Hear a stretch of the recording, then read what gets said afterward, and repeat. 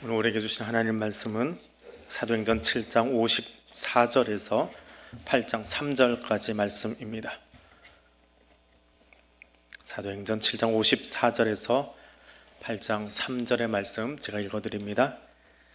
그들이 이 말을 듣고 마음에 찔려 그를 향하여 이를 갈거늘 스데반이 성령 충만하여 하늘을 우러러 주목하여 하나님의 영광과 및 예수께서 하나님 우편에 서신 것을 보고 말하되 보라, 하늘이 열리고 인자가 하나님 우편에 서신 것을 보노라 한데 그들이 큰 소리를 지르며 귀를 막고 일제히 그에게 달려들어 성 밖으로 내치고 돌로 칠세 증들이 옷을 벗어 사울이라 하는 청년의 발 앞에 두니라. 그들이 돌로 스데반을 치니 스데반이 부르짖어 이르되 주 예수여 내 영혼을 받으시옵소서 하고 무릎을 꿇고 크게 불러 이르되 주여 이 죄를 그들에게 돌리지 마옵소서 이 말을 하고 자니라. 사울은 그가 죽임당함을 마땅히 여기더라. 그날에 예루살렘에 있는 교회에 큰 박해가 있어 사도 외에는 다 유대와 사마리아 모든 땅으로 흩어지니라. 경건한 사람들이 스데반을 장사하고 위하여 크게 울더라. 사울이 교회를 잔멸할새 각 집에 들어가 남녀를 끌어다가 옥에 넘기니라. 아멘.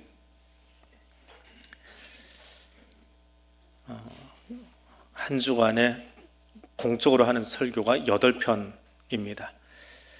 길이로는 수요기도의 설교가 제일 길고 새벽기도 설교가 제일 짧습니다. 근데 준비 시간은 주일 설교가 가장 오래 걸립니다. 새벽기도는 가능하면 메시지를 하나만 전하려고 하다 보니까 좀 짧게 준비도 하고 내용도 좀 가능한 짧은 쪽으로 가고 또 그렇게 준비를 하고 있습니다. 다양한 설교가 있는데 사도행전에도 여러 편의 설교가 등장을 합니다. 그 중에 가장 긴 설교가 오늘 7장에 나오는 스데반의 설교입니다. 베드로나 바울, 사도의 설교가 아니고 스데반의 설교입니다. 그런데 이 설교가 가지고 온 파장이 상당히 크고 놀랍습니다. 교회를 새로운 선교의 장으로 밀어내버린 그런 설교이기 때문에 그렇습니다. 더 특별한 건 스데반은 이 설교 한 편 하고 죽었습니다. 어쩌면 그렇게 이야기하기는 그런데요, 설교자로서 설교 준비하는 시간이 굉장히 힘든데 한 편 딱 하고 하나님 부름을 받았다. 굉장한 은혜일 수도 있고 또 아쉬움일 수도 있겠지요. 그런 한 편의 설교가 가진 내용이 무엇인가 또 궁금하기도 합니다. 또 하나, 이 설교는 회당이나 성전에서 선포된 설교가 아니라는 거예요. 사내들인 공회에서 재판받는 중에 변론이자 설교인 내용, 소위 변론에 해당하는 내용이 오늘 본문이라고 하는 겁니다. 그럼 변론한다라고 하는 건 뭔가요? 나는 죄가 없습니다. 나의 무죄를 밝혀내는 것, 그것이 변론인데 이 설교는 죽기로 작정하고 외친 설교라고 하는 겁니다. 사내들인과 대놓고 각을 세우고 변론이 아니라 나 죽여도 괜찮습니다 라는 식의 이야기를 하고 있는 것. 그래서 이 변론의 요지만 쓰지 않고 7장 전체에 걸쳐서 설교를 다 실어 놓을 정도로 관심이 많은 그런 설교입니다. 스데반은 이 설교를 통해서 사도행전 6장에서 자신을 기소당한 그 이유, 그거 반박하지 않습니다. 오히려 그거 맞다라고 이야기합니다. 근데 왜 그 이야기가 맞느냐? 그것을 구약의 이야기를 끌어다가 재해석하는 리텔링의 설교, 스토리텔링이 아니라 스토리를 쭉 이어가는 것이 아니라 그 구약의 이야기를 재해석해서 원래 구약은 이런 의미가 있었던 거야 라고 하는 리텔링 설교라고 합니다. 말을 다시 해석해서 들려준다라고 하는 그런 설교를 지금 하고 있습니다. 또 하나, 이 설교는 은혜 받으려고 나온 사람들에게 한 설교가 아니라는 거예요. 은혜 받으려고 나온 사람들이 아니라 재판석상에서 앞에 서 있는 재판관, 변호사, 검사, 기소한 사내들인 의원들에게 싸우려고 작정하고 덤비고 있는 마음에 악을 품고 덤비고 있는 그 사람들에게 하는 설교라고 하는 겁니다. 설교 자리에 있는 사람들이 불순한 의도를 가지고 설교자를 쳐다보고 있는데 그들을 향해서 설교하고 있는, 그것이 7장의 스데반의 설교입니다. 설교자의 입장에서는 설교를 듣고 회중이 양심의 가책을 받고 찔려 회개하고 변화돼서 예수께로 돌아오는 것이 어쩌면 설교의 가장 큰 목적이고 내용이지요. 그런데 스데반의 설교는 그런 의도가 아니라 그들과 싸움을 걸고 있는, 그래서 성경이 말하는 진짜 의도가 뭐냐라고 하는 것을 알지 못하는, 그것도 제사장들에게 그것을 재해석해 주고 있는, 리텔링하고 있는 그런 설교다라고 하는 겁니다. 자, 그것을 위해서 구약에 있는 사람들을 하나씩 예화 겸 또 본질을 찾아가기 위해서 인용을 합니다. 첫 번째는 아브라함 이야기로 시작을 합니다. 자, 아브라함이 하나님의 임재를 경험했던 곳이 어디입니까? 7장 2절에 가니까 우리 조상 아브라함이, 우리 조상이에요. 나와 너희를 다 포함해서 우리 조상 아브라함이 하란에 있기 전 메소포타미아에 있을 때에 영광의 하나님이 그에게 보였다라고 이야기합니다. 하란도 아니고 아버지와 같이 나오다가 아버지가 돌아가시고 스스로 거기 살던 하란이 아니고 메소포타미아 원적지 우상을 섬기던 그 땅에서 누가요? 영광의 하나님이요. 그냥 하나님도 아니고 영광의 하나님이 그 우상의 땅 안으로 오셔서 그를 만나 주셨다라고 이야기합니다. 하나님이 어디로 오신다고요? 우상의 땅 메소포타미아로 아브라함 만나기 위해서 오셨다라는 것을 강조해서 이야기합니다. 하나님이 거기 가셔서 메소포타미아에서 아브라함을 이끌어내셨다라고 이야기하는 거예요. 그리고 그렇게 이끌어내신 하나님이 아브라함을 가나안에 정착시키고 여기다 내 집 짓자라고 말씀하신 것이 아니라 그건 훨씬 후대의 사건이에요. 지금은 약속만 있어요. 아브라함에게는 약속만 있고 가나안을 이리저리 돌아다닙니다. 기근 때문에 애굽도 갔다 와야 됩니다. 평생을 아브라함은 나그네처럼 돌아다니는 인생을 살아요. 그리고 그의 평생에 자신의 이름으로 된 것 딱 하나만 가나안 땅에다 준비를 합니다. 그게 뭐예요? 자기 무덤 막벨라굴 하나만 자기 앞으로 등기를 해서 준비를 하고 나머지 땅을 사거나 자손들을 위해서 전답을 사거나 마을을 구성하더라 그거 없습니다. 누가는 이 이야기를 왜 하고 있는 걸까요? 무엇 때문에 아브라함의 이야기를 이렇게 재해석하고 있는 걸까요? 하나님은 아브라함에게 눈에 보이는 땅과 혹은 자손을 통해서 말씀하신 것이 아니라 믿음의 눈이 열리기를 바라고 계셨던 거예요. 오직 하나님의 약속을 믿고, 그것도 문서로 작성된 계약서가 아니잖아요. 구두로 약속된 하나님의 말씀, 하나님이 입으로 약속하셨으면 그건 된다라고 하는 믿음을 가지고 살기를 원하셨다라고 하는 거예요. 그런데 우리는 어떤 존재예요? 땅이 있고 토지가 있고, 대한민국에 살면서 대부분의 서민들이 바라는 한 가지 소원이 있다면 열심히 벌어서 내 이름으로 된 땅, 내 이름으로 된 집 한 채 있는 것, 그것이 서민들 대부분의 꿈일 겁니다. 근데 주거가 늘 불안정해요. 주인 눈치 보고 월세를 올려야 되나 말아야 되나 늘 그 고민하고 살아야 돼요. 경제적으로 불안정한 시간을 보내요. 그럼 그것이 기도의 제목이 되고 삶의 불안함으로 다가오지요. 근데 아브라함에게는 뭐가 있습니까? 그 몸 누일 막벨라 굴 외에는 자기 이름으로 된 땅이 아직 없어요. 있긴 있는데 하나님이 구두로 약속한 거지 아직 자기에게 주어진 건 아니에요. 하나님 그게 뭘 요구하시는 거예요? 내가 말했으면 너는 믿고 살아라 라고 하는 거예요. 눈에 보이는, 육체 눈으로 보이는 것이 아니라 믿음의 눈으로 이 땅을 바라보고 믿음의 눈으로 나를 바라보고 살아라 라고 하는 것이 아브라함을 통해서 주신 메시지라고 하는 겁니다. 그러면서 스데반은 너나 나나 아브라함의 혈통인데 아브라함의 후손인 너희는 무엇을 바라보고 있느냐, 무엇을 의지하고 있느냐라고 묻고 있는 거예요.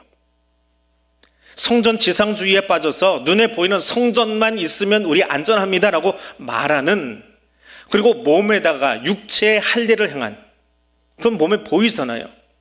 그건 했는지 모르지만 너희가 어떤 존재라고요? 설교 마지막으로 가니까 51절에서 이렇게 말합니다.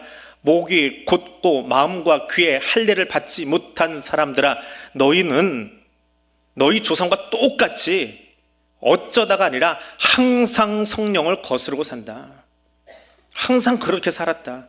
조상 때나 지금이나 너희는 마음 닫고 귀 닫고 설교 들으려고 하지 않고 완악한 상태로 살아가는 게 너희의 모습이고 우리의 모습이다. 자신도 거기다 집어넣어서 우리들의 모습이다 라고 이야기합니다.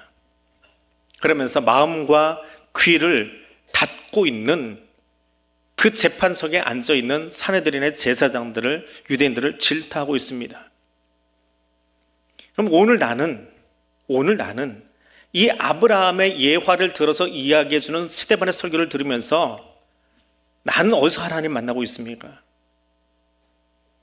여러분의 하나님은 어디 계십니까?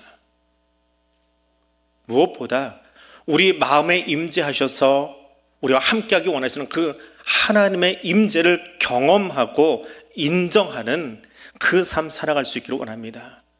그 하나님 지금 우리 마음 안에, 성전인 우리 안에 계신다라고 하는 그것에 대해서 이 주일 예배, 이 한 시간만이 아니라 여러분의 살아가는 매 순간순간 그 하나님의 임재를 인정하고 그것을 경험하며 살아가는 그리스도에게 속한 사람 되시기를 바랍니다.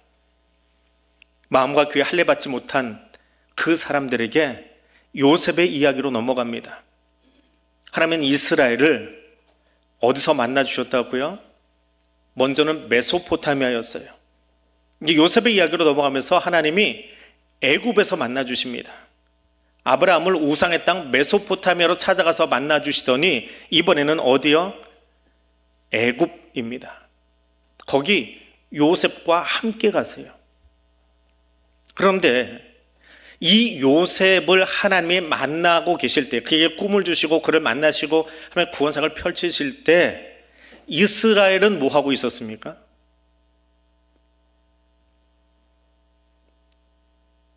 성경은 이스라엘이라는 말로 등장을 하지 않습니다. 해석이 필요한 대목인데 유대인의 12조상, 12지파의 조상, 그러니까 야곱의 아들들, 요셉의 형제들이지요. 그 조상들이에요. 지금 앞에 앉아있는 그 사내들인 공회의 조상, 너와 나를 포함한 우리의 조상, 그 12아들이 뭐 하고 있었냐고요. 우리 할아버지들이 한 일이 뭐냐라고 하는 거예요. 뭐 했어요? 자기 동생 팔아버렸어요. 노예 가격에 팔아버렸어요. 율법이 어디 갔습니까? 사랑이 어디 있습니까? 형제는 어디에 있습니까? 말도 안 되는 짓을 한 것이 누구라고요? 너희 조상이라고요. 스테반이 지금 제사장들 노려보면서 대놓고 이야기하는 거예요. 너희 조상들, 우리의 조상들이 뭐 했냐? 형제는 고사하고 사랑 어디다 팔아먹고, 사랑을 팔아먹으니까 자기 동생을 그 싼 값에 노예로 팔아버린 것이 우리 조상들이 한 일이야. 근데 하나님 어디 계세요? 그 율법이 무너지고 사랑이 무너지고 형제 사랑이 무너진 그곳에 하나님은 내가 이런 가족들하고 나의 일을 해? 하고 외면하신 것이 아니라 그들과 함께 계셨어요. 그렇게 팔려간 요셉과 함께 애굽에 내려가셨어요. 왜 거기 가셨어요? 형제가 무너지고 사랑이 무너졌음에도 불구하고 하나님 사랑은 무너지지 않았어요. 하나님은 당신의 사랑을 절대로 포기할 수 없었어요. 뭐 하려고 그 애굽까지 가셨어요? 가나안의 기근이 들어서 그 12지파, 그 이스라엘 조상들이 죽게 될 그때에 그들을 살리시려고 미리 준비하려고, 미리 그들을 살리시려고 요셉과 함께 애굽으로 가셨어요. 그것이 하나님 사랑이에요. 그러면서 그 시각으로 요셉의 이야기를 다시 들여다보니까 하나님이 우리를 구원하셨다라고 하는 것은 우리가 의로워서, 우리가 사랑이 많아서, 우리가 경건해서 우리를 구원하셨어요? 아니요. 우리 사이에 율법이 무너지고 사랑이 무너지고 관계가 깨지고 그랬어도 하나님은 절대로 우리를 포기하지 않으세요. 그 추악한 우리의 삶의 현장으로 찾아오셔서 여전히 하나님은 아픈 가슴 가지고 우리를 사랑하고 우리를 향해서 생명의 일을 벌이시려고 일하고 계신 분이 하나님이시더라. 그것을 이야기하고 있는 거예요. 그 이야기를 스데반이 설교에서 요셉의 이야기를 재해석하는 거예요. 리텔링하면서 사내들인 공회 의원들에게 제사장들이 들려줍니다. 그럼 그들은 머릿속에 어떤 생각이 지나가고 있을까요? 여러분이 제사장이 아니라서 이 대목은 설명이 조금 있어야 될 것 같아요. 왜냐하면 스데반의 디테일링과 저의 디테일링이 하나 더 들어가야 되거든요. 지금 제사장들이 뭘 생각하고 있어야 돼요? 사실 머리 좋은 제사장들이었기에 성경을 너무나 잘 아는 제사장들이고, 지금 스데반과 맞붙은 이유가 뭐냐 하면 앞에 있는 사도들과의 그 끊임없었던 싸움, 그 연장선에 있는 거거든요. 사도들과 사내들이 왜 싸우고 있었습니까? 예수 전하지 말란데 계속 전하고 있어서 옥에다 가두고 그러고 있었거든요. 그 이야기의 연장선이에요. 그럼 요셉의 이야기를 듣는 제사장들의 마음속에는 뭐가 있는 거예요? 형제들이, 야곱의 12아들 그 형제들이 형제애 상실하고 사랑 잃어버리고 율법의 사랑 정신 다 깨트리고 자기 동생 팔아먹은 것처럼 너희도 예수를 십자가에 못 박아 죽였잖아. 똑같다는 거예요. 그 조상의 그 악한 짓이나 너희가 예수를 못 박은 그 행동이나 똑같다라고 고발하고 있는 거예요. 그러니까 그 변론이 지금 자기 살려달라는 거예요? 아니지요. 오히려 그들을 악하다라고 꼬집고 있는 거지요. 근데 너희가 죽였으나 그 예수가 요셉이 죽지 않고 살아서 애굽 총리가 되어서 그들을 살린 것처럼 예수가 너희가 죽였지만 죽지 않고 살아나셔서 우리에게 생명의 주가 되셨어. 도리어 하나님은 예수를 다시 살리셔서 부활하게 하셔서 온 땅의 임금과 구주로 세우셨어. 알고 있냐? 그 이야기하고 있는 거예요. 그러니 제사장들이 지금 그 앞에 앉아서 스데반 쳐다볼 수 있겠습니까? 눈이나 마주칠 수 있겠어요? 안절부절이지요. 이 대목의 이해가 끝나면 제사장들은 정말 거기 앉아서 재판석에 앉아서 앉아있을 힘조차 없었을 겁니다. 그 설교 숨은 의도를 알기 때문에, 지금 예수 이야기 때문에 계속 여기까지 이 재판이 이어져 왔기 때문에 그들은 누구보다 이 사실을 명확하게 알고 있어요. 근데 여기서 끝나지 않습니다. 이 설교가 굉장히 길다고 그랬잖아요. 이제 모세 이야기로 넘어갑니다. 모세는 이스라엘 사람들에게는 최고의 지도자예요. 그렇게만 이해가 돼요.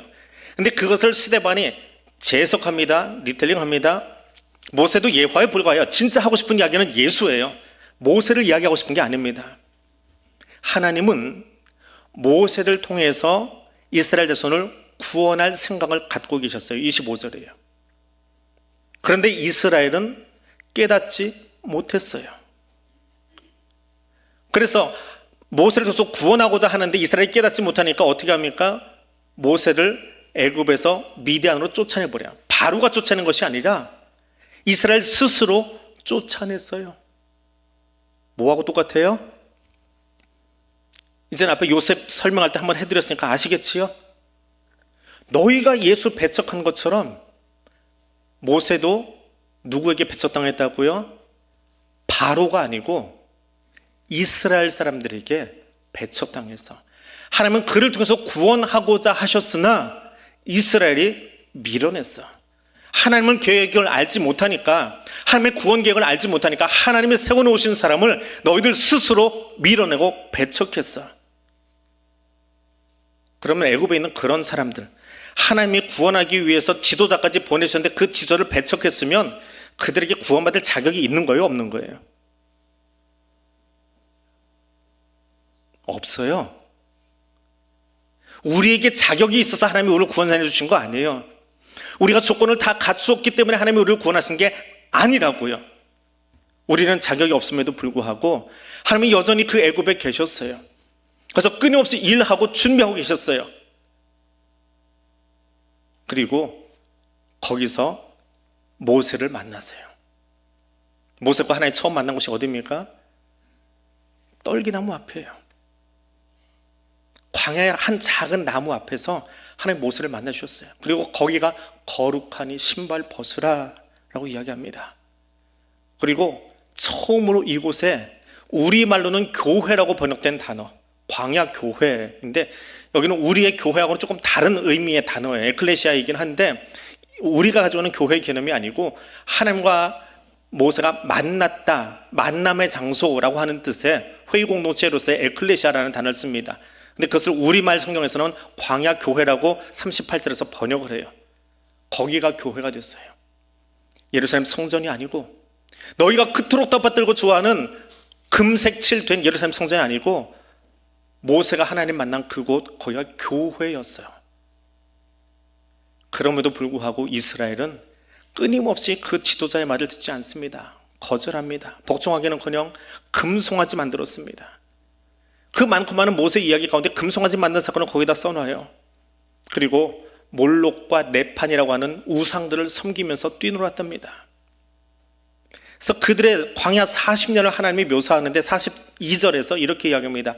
하나님은 광야 40년 동안에 이스라엘에게서 단 한 번의 희생과 제물도 받으신 적이 없다라고 평가하십니다. 40년 동안 제사 한 번도 안 드렸을까요? 양 한 마리 안 잡았을까요? 거기서 시내산 율법이 선포되고 레위기가 선포되고, 그래서 그 법 받은 대로 최소한 한 번은 제대로 해봤을 거 아니에요. 그런데 하나님은 그 40년 동안 이스라엘에 단 한 번도 나한테 똑바로 된 제사 드린 적이 없대요. 난 한 번도 여기서 그 제사 받아본 적이 없대요. 하나님의 평가예요. 얼마나 무서운 이야기인가요? 왜 이렇게 이야기하십니까? 왜 스데반을 통해서 사내들인 공에서 이 이야기를 선포하게 하십니까? 형식만 남고 모양만 남은 그들의 제사, 그들의 제사를 질타하고 계시는 거예요. 오늘 우리에게도 똑같습니다. 우리의 예배가 하나님이 원하시는 예배인지, 야, 너희 가져오는 그 기름에 내가 질렸다, 더 가져오지 말아라, 하나님이 머리를 흔드시는 그런 제사인지. 하나님 우리에게 기름 가져오라고 하지 않습니다. 어떤 제사를 원하세요? 너를 산 제물로 내게 내놓아라 이야기합니다. 너희를 산 제물로 내게 드리래요. 짐승 가져오지 말고 너를 산 제물로 가져서 내게 드리라. 그것이 진짜 예배다. 하나님 우리에게 그것을 요청하고 있습니다. 구약을 살피던 스데반이 솔로몬의 성전으로, 사내들인 안에서 지금 재판하는데 거기서 하는 이야기니까 결국 성전으로 이야기를 귀결시키는 거예요. 솔로몬의 성전, 지금 사내들인 그 의원들이 앉아있는 그곳을 저격합니다. 다윗과 솔로몬의 성전을 지어놨는데 이거 내가 하는 이야기 아니에요, 내가 해석한 거 아니에요. 스데반이 그렇게 이야기합니다. 선지자가 한 말을 인용해서 말씀드릴게요. 하늘은 나의 보좌이고 땅은 나의 발등상이니 너희가 나를 위해서 집을 짓겠다고?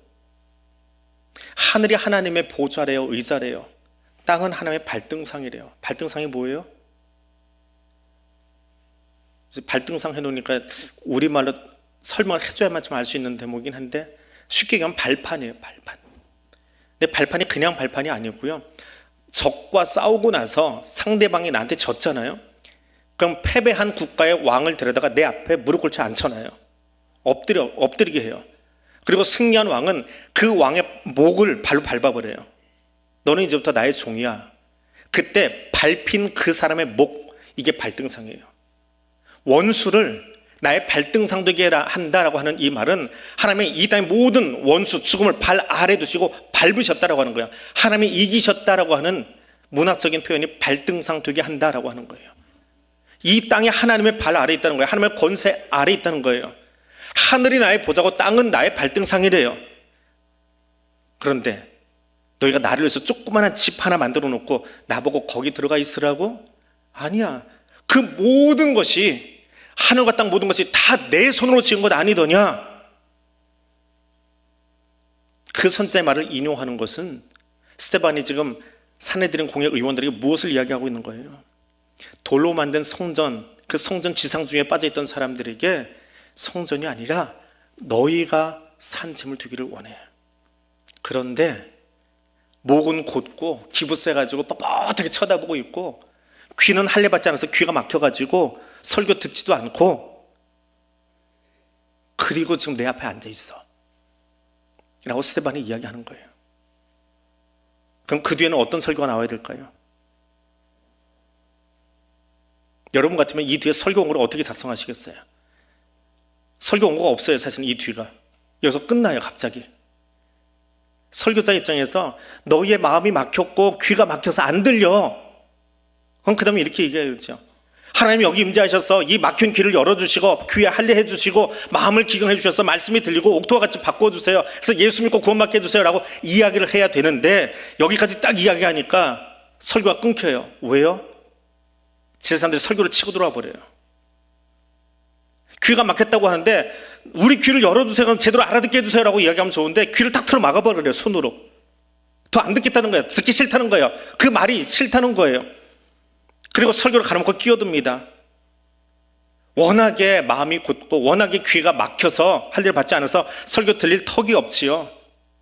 그런데 그렇게 막혀버린 귀를 손으로 또 막아버립니다. 안 듣겠다고요. 그리고 이를 갈면서 분노로 내몰립니다. 그리고 이 스데반에게 덤벼들기 시작해요. 돌을 들었습니다. 죽이겠다고 끌어냅니다. 그때 하나님이 성령 충만함으로 스데반의 눈을 열어주십니다. 몸은 사내들인에 있는데 그의 눈이 열려서 하늘을 보게 하세요. 성령 충만함으로 그냥 본 환상이 아니에요. 죽어가면서 본 뿌옇한 이야기가 아니에요. 성령 충만함으로 하늘을 보게 해주십니다. 55절의 이야기입니다.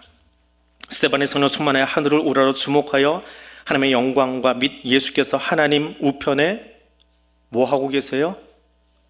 서 계세요. 서 계세요. 하나님, 예수님 왜 서 계실까요? 우리가 사도들의 신앙 고백을 따라 이야기할 때 하나님 보좌 우편에 앉아 계시다가 그러잖아요. 예수님 하나님 보좌 우편에 앉아 계신 분이 건 동격이라는 이야기예요. 그 표현은 하나님 보좌 우편에 있다라고 하는 말은 하나님과 예수가 동격이다라고 하는 신앙의 고백이에요. 그런데 앉아 계시지 않고 서 계세요. 왜 서 계실까요? 서 계신 예수의 모습을 보게 하시는 이유가 있어요. 지금 스데반은 어디에 있습니까? 사내들은 공회에서 뭐 하고 있어요? 재판받고 있잖아요. 그 재판의 와중에 설교를 쭉 하고 있는데 이게 설교가 아니라 변론이 아니라 죽일 테면 죽여봐라. 너희가 성경을 잘 몰라서 그래. 성경을 좀 풀어주고 있어요. 근데 그 성경 풀어내는 것이 제사장들 마음에 안 맞으니까 제사장들이 화가 나가지고 이를 가면서 귀를 틀어막고 죽이려고 돌리고 쫓아오고 있어요. 얼마나 무섭겠어요? 세상 권력자들인데요. 세상의 권세 잡은 자들이 그 설교자 하나 잡아먹겠다고 쫓아오고 있는데 잡아서 성 밖으로 좀 끌어내서 돌팔매질 하려고 하고 있는데 그때 하나님이 환상 가운데 하늘을 보여주세요. 거기 예수님이 서 계세요. 똑같은 재판을 하나 보여주시는 거예요. 왜 서 계실까요? 예수님이 이 땅의 진정한 심판자이신 하나님 앞에서 스데반을 변호하기 위해서 서 계시는 거예요. 하늘의 재판정을 보여주시는 거예요. 하나님, 저 땅의 사람들이 무지해서 스데반 죽이려고 합니다. 근데 아시잖아요. 저 사람이 얼마나 충성된 종인지. 저 사람이 지금 성경을 가지고 우리 구약의 이야기를 가지고 나에 대해서 얼마나 변호하고 있는지. 그러니까 나도 하나님 앞에서 스데반을 변호하겠습니다라고 하는 변호사로서 서는 거예요. 법정에서 변호사로서 변론하기 위해 섰다라고 하는 그 표현이 하나님 우편에 섰다라고 하는 표현입니다. 땅의 모습을 바라보면서 두려움에 사로잡힐 그 스데반에게 괜찮아. 내가 너 변호해 줄게. 땅의 임금에게가 아니라 만군의 하나님 여호와 앞에서 내가 너 변호해 줄게. 난 네 편이야. 난 네 편이야. 너 잘했어. 정말 최선 다했어. 한편이지만 그 설교 멋졌어. 그리고 내 안에서 평안한 안식 취하기를 원해. 그래서 7장은 그가 잔이라라는 말로 끝납니다. 진정한 안식으로 들어가게 했다. 땅에서는 안식을 취할 수 없지만 하나님 안에서 진정한 안식을 취하게 했다라는 말로 7장을 끝냅니다. 근데 이 분위기가요, 누가의 눈에 얼마나 험악하면서 또 아름다운지요. 57절에 보니까 이를 갈고 귀를 막으면서 쫓아온 이 사람들을 이렇게 묘사합니다. 57절입니다. 그들이 사내들은 공회 의원들이 큰 소리를 지르며 귀를 막고 일제히 그에게 달려들어서. 자, 사도행전을 읽을 때는 우리가 꼭 봐야 될 성경에 두 군데가 있다고 그랬지요. 어디와 어디를 봐야 된다고요? 누가복음과 출애굽기요. 출애굽기는 방금 우리가 읽었어요. 누가복음에 57절 읽어놓고 누가복음을 왜 보라고 하느냐? 여기 달려든다라고 하는 이 단어가 누가복음에도 딱 한 번 나와요. 사도행전에도 딱 한 번 나와요. 이거 좋은 단어가 아니에요, 사실은. 아주 거칠고 험한 단어예요. 그래서 딱 한 번쯤만, 복음서에 한 번 있고 여기 한 번 있어요. 근데 누가는 자기가 복음서에 썼던 이 단어를 다시 여기로 끌어다가 한 번 더 쓰고 있어요. 근데 누가복음에서는 어디서 이 단어가 쓰였느냐? 한글로 찾으면 뭐 여러 군데 나와요. 근데 헬라어로 찾으면 딱 한 군데 등장해요. 누가복음 8장이요. 예수님이 거라사 지방에 갔을 때 떼거지 귀신 들린 사람이 하나 있어요. 그래서 그 사람을 낫게 하시라고 귀신들한테 나가라고 그래요. 근데 귀신들이 우리 죽게 생겼으니까 우리 어디로 좀 들어가게 해주세요. 그래서 어디로 들어가게 해주십니까? 돼지떼에게 들어간다, 이 단어예요. 귀신들이 쫓겨서 돼지에게 들어간다, 그 단어를 여기다 그대로 써놨어요. 그럼 어떤 분위기가 되는 거예요? 누가 입장에서, 교회 입장에서 사내들인 공회 의원들이 이를 갈고 귀를 막아서 스데반에게 달려들어가지고 끌어내서 돌팔면서 달려드는 그 모습이 뭐와 같다는 거예요? 귀신이 돼지떼에 들어가던 모습과 똑같다는 거예요. 얼마나, 이거 사실은 심판의 메시지죠. 거룩한 예복을 입고 제사장을 앞세고 거기 앉아 있는데 하나님의 관점에서 보니까 그들이 하는 짓이 귀신이 돼지떼에 들어가려고 우르르 하고 나가던 모습과 같더라. 단어를 똑같이 그걸 갖다 쓰고 있어요. 여러 번 쓰인 것도 아니고 복음서에 한 번, 여기 한 번 쓰였는데 말입니다. 하나님의 이야기를 누가를 통해서 교회에게 들려주고 계세요. 땅의 재판이 벌어지고 있는 바로 그곳에 하늘에서도 똑같이 마지막 날 심판이 일어나고 있어요. 여러분, 어떤 재판에 더 눈을 두시겠습니까? 우리가 대한민국에 사는 동안 재판받을 일이 있으면 서초동 대법원에 가서 마지막 재판을 받게 되겠지요. 그러나 그 어떤 재판보다 우리 인생의 마지막 재판이 벌어질 날이 있어요. 하나님 앞에 서서 받게 될 그 재판이에요. 그 판결이에요. 그때 예수님이 나의 변호사 되셔서 하나님 보좌 우편에서 우리를 변론해 주실 거예요. 그것이 믿는 모든 사람들에게 가장 큰 지지가 되고 힘이 되고 능력이 되더라. 그것을 누가는 이야기해 주고 있는 거예요. 이제 8장 이후에 일어날 이 수많은 박해와 핍박 속에서 교회의 선교가, 이방 선교가 시작됩니다. 더 이상 예루살렘에 머물 수 없어서 모든 사람들이 전 세계 각처로 흩어지는데 거기에 결사대까지 쫓아다니면서 사도를 죽이려고 작정하고 순교하는 일들이 벌어질 겁니다. 그런데 땅의 일을 보고 두려워하면 그 선교 감당할 수 없어요. 우리 눈이 어디에 가 있어야 된다고요? 하나님 앞에서 일어날 재판, 그때 나의 변호사 되신 예수 그리스도를 바라보아야 우리의 선교를 감당할 수 있더라라고 하는 거예요. 그 응원의 메시지를 하나님의 스데반에게, 돌맞아가는 그 스데반에게 보여주셨던 것처럼 우리에게도 보여주시고 우리 교회에게도 보여주시고 하나님이 우리 편 되신다, 나의 변론인 되어주신다, 그것을 들려주고 있는 거예요. 그러면서 8장의 이야기를 짤막하게 붙입니다. 스데반이 죽고 사람들이, 어떤 사람들이요? 8장 2절입니다. 어떤 사람들이요? 경건한 사람들이 스데반을 위해서 울었대요. 스데반이 어떻게 죽었어요? 끌려나가서 공개적으로 투석형으로 죽었습니다. 돌 맞아 죽었습니다. 공개 처형, 이건 새 상황의 눈으로 보는 거예요. 공개 처형 당한 사람을 위해서는 울면 안 돼요. 그게 법이에요. 왜? 온 나라가 이 사람은 나쁜 놈이야 라고 인정해버린 거거든요. 근데 그 나쁜 사람을 위해서 운다라고 하는 거는 나도 그 편 된다는 거거든요. 그래서 울면 안 돼요. 근데 여기 눈물 흘린 사람들이 있어요. 누구예요? 경건한 사람들이라고 붙여놨습니다. 경건함은 무엇입니까? 스데반이 하늘의 보좌를 바라본 것처럼 그 하나님께 같이 눈을 둔 사람들이에요. 이 경건한 사람들은 땅의 사람들, 땅의 재판관들을 눈에 두지 않았어요. 하늘의 재판관이신 하나님께 눈을 둔 사람들이에요. 스데반과 같은 마음을 품고 있는 사람들이에요. 성령 충만한 사람들이에요. 그래서 그들은 세상은 그렇게 하지 말라고 막아서지만 그냥 그를 위해서 같이 울어줄 수 있는 사람들이에요. 이 경건한 사람들은 땅의 재판에 연연하지 않고 하늘의 재판, 하나님의 마지막 평가를 두려워하며 살던 사람들이에요. 그래서 마땅히 그를 위해서 울었어요.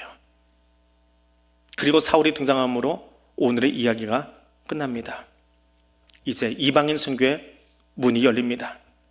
스데반은 단 한 편의 설교로 그의 생을 마감했지만 새로운 신앙의 지평을 열어주었고 선교의 지평을 열어주었습니다. 더 이상 성전에 갇혀있는 성전 지상주의에 머물러 있던 유대인들이 아니라 하나님의 선교를 위해서 어디에나 계신 하나님, 그 하나님을 증거하기 위해서 유럽으로, 인도로, 아프리카로 사도들이, 주의 제자들이 흩어질 수 있도록, 나아가 하나님의 선교를 감당할 수 있도록 만들어주는 그 모습을 우리에게 들려주었습니다. 그리고 그 선교가 그들이 능력이 있어서 힘이 있어서 언어를 배워서 그래서 나간 것이 아니라 누가 지지해주고 있는 거라고요? 예수 그리스도께서 하나님 보좌 앞에서 우리를 지지해주고 계신다라고 하는 그 사인을 보여주신 것이 하늘의 재판이에요. 교회가 이 땅에 존재하는 것은, 우리가 오늘도 이 복음을 들고 세상으로 나아가는 것은 우리가 힘이 있어서, 내가 능력이 있어서, 내가 언변이 좋아서 나가는 게 아니에요. 어떻게 나가는 거예요? 하나님이 나의 변론인 되어주시기 때문에, 그분이 내 편 되어주시기 때문에 우리가 나갈 수 있는 거예요. 하나님 오늘도 저와 여러분에게 이 선교를 감당하기를 원하고 계십니다. 땅의 재판장이 아니라 하늘의 재판장을 두려워함으로 선교를 감당하기를 원합니다. 마음에 할례 받지 못한 것들, 귀가 막혀있던 것들을 하나님 앞에 기도하면서, 하나님, 내가 귀에 할례를 받고 마음에 할례를 받고 귀가 열려서 주의 말씀을 듣고 그것을 붙들고 나아갈 수 있기를 원합니다. 우리 힘으로 나갈 수 없습니다. 성령 충만함으로 하늘 보좌를 보았던 스데반처럼 오늘 나도 그 성령 충만함으로 우리에게 맡겨진 삶의 지경으로 나가겠습니다. 그 결단을 요구하는 것이 스데반의 설교를 통해서 오늘 저와 여러분에게 주시는 하나님의 음성입니다. 그 음성 앞에 일어서 나갈 수 있는 하나님의 사람들 되시기를 바랍니다. 우리 같이 기도하겠습니다. 오늘 말씀 기억하면서 성령 하나님이 이 시간 나의 마음과 나의 귀를 열어주시길 원합니다. 할례를 행해 주시기를 원합니다. 그래서 주의 말씀이 들리고 그 말씀이 내 가슴에서 뿌리 내리고 열매 맺을 수 있도록 이끌어 주시기를 원합니다. 땅의 재판관을 두려워하는 것이 아니라 하늘의 재판장에서는 하나님을 경외하며 두려워하며 살아가기를 원합니다. 그리고 내 힘이 아니라 성령 충만함으로 이제 예배 자리에서 일어나서 우리 삶의 예배자가 되어 나아갈 수 있는 하나님의 선교를 감당하는 내가 될 수 있기를 원합니다. 이 기도를 하나님께 올려드릴 수 있기를 원합니다. 함께 기도합니다. 거룩하신 하나님, 스데반을 통해서 우리에게 들려주신 그 말씀을 우리가 함께 나누고 또 들었습니다. 그에게 말씀을 다시 해석해서 우리에게 들려주시는 그 하나님의 음성을 들었습니다. 성전 지상주의에 빠져서 매일 반복되던 제사를 드리고 있던 그들에게 너희를 산 제물로 드리며 너희가 하나님께 드려진 바 되어지며 내가 너희를 통하여 나의 영광을 드러내고 하나님의 말씀을 땅끝까지 전하기를 원하노라라고 하시는 그 음성이 다시 한번 우리의 귀에, 우리의 마음에 새겨지기를 원합니다. 마음과 귀에 할례 받지 못했던 그들을 향하여 경책하시던 하나님, 이 시간 나의 마음을 열어주시고 우리 귀를 열으셔서 할례 받지 못했던 모든 것들을 할례해 주시고 마음을 기경하여 주시고 새롭게 해 주셔서 주의 말씀으로 가득히 채워주시기를 원합니다. 그래서 우리의 눈이 땅의 재판관에게 머무는 것이 아니라 하늘의 재판장이신 하나님을 바라보며 그 하나님을 두려워하며 경외하며 나아갈 수 있는 그 삶을 살아갈 수 있는 그리스도의 백성들 될 수 있도록 인도하여 주옵소서. 주님, 내 힘으로는 살 수 없습니다. 우리의 능력으로, 우리의 지식으로 살아갈 세상이 아닙니다. 성령 충만함으로 살아가기를 원하오니 이제 예배를 마치고 일어선 주의 백성들 성령 충만함으로 일어서 우리에게 맡겨진 삶의 사례로 나아갈 수 있도록, 그래서 살아계신 예수 그리스도를 증거하는 증인의 삶을 살아갈 수 있도록 하나님 우리에게 행하신 가장 아름다운 덕을 이 땅곳에 선포하는 대로 살아갈 수 있도록 성령님 우리와 함께하여 주시옵소서. 거룩하신 하나님, 우상의 땅에도 고난받던 애굽에도 임재하셔서 하나님의 백성을 만나주시고 세우시며 구원 사역을 이끄시던 하나님, 온갖 우상과 미신으로 가득했던 이 땅에도 임재하셔서 교회를 세우시고 부흥의 시간을 허락하시며 선교 사역을 맡겨주신 하나님, 보라 내가 세상을 이겨노라 말씀하시는 대장 되신 예수 그리스도를 따라 일어선 교회와 성도가 되기를 원합니다. 마음과 귀에 할례를 행하고 예수 그리스도의 십자가 복음을 신비에 새기고 하나님의 선교를 감당하기를 원합니다. 이 사명 감당하도록 보혜사 성령님 우리와 함께 하여 주옵소서. 예수님 이름으로 기도드립니다. 아멘.